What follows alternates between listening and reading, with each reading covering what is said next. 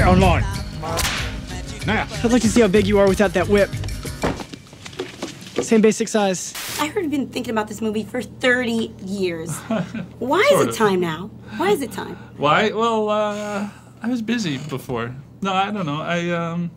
It seemed like the right time. I really started making notes on this film in 2005, but based on comedy I loved when I was in college in the 60s, Mel Brooks, 2,000-Year-Old Man. Mid-70s, I did a kind of a ancient, early world improv with John Belushi and Bill Murray, and they were very funny, playing early man, Cro-Magnon and Neanderthal man, and just the notion of trying to, I like history. I just wanted to screw around with history. And then after 9/11, it seemed like the history of religion was suddenly very important. I started really reading a lot about history of Judaism, history of Islam. I read biographies of Muhammad. You know, I just wanted to know more about it. And then reading the history of the Middle East, of the ancient world, just very interesting stuff. And I thought, well, I think there's comedy here. Yeah. You wrote this movie, and you're telling me from year one, man's motivation is to get laid? Absolutely. Well, seriously, I mean, it seems like that's the genetic imperative. You know, there's the great evolutionary biologist Richard Dawkins.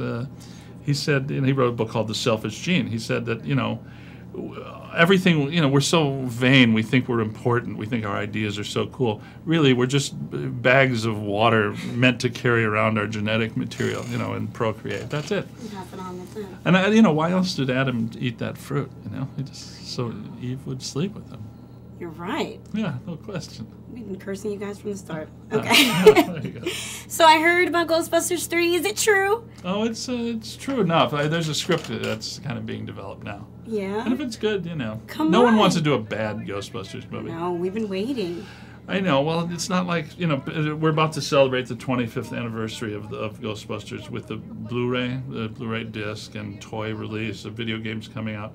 But no one's celebrating the 20th anniversary of Ghostbusters 2, I noticed. Oh, so okay. no one would want to do like a really bad Ghostbusters 3. That's for sure. Oh, that kid's got an arm. Oh, God, there's two of us. Year one. I need to go be a slave now. We should do something. When do you get off? Never. Oh, yeah, of course. All right, I'm gonna strike a pose, I guess.